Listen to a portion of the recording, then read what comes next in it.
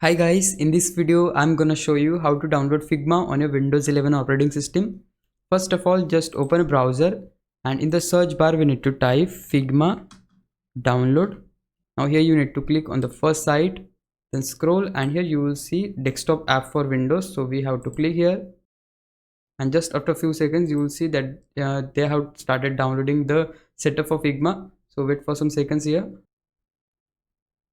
Once the download is done, just close your browser and look into the folder where you have downloaded the setup. The setup I have downloaded is in this folder. So this is the setup, just double click on it. Let me minimize it and here we need to wait for some seconds. So now here you can see we are getting this that we have to log in here first. So in order to log in, just click on create one if you don't have account on Figma. If you have account, just you can click on login with browser. I have already created the account, so I'll just click on login with browser here. Then they'll redirect you on the browser. So here you can just enter your email address and password. If you have signed up with your Google account, you can just click on continue with Google. After selecting your account, you will see this page. So here we need to click on open the desktop app. Click on open Figma and now you can again close the browser and here wait for some seconds.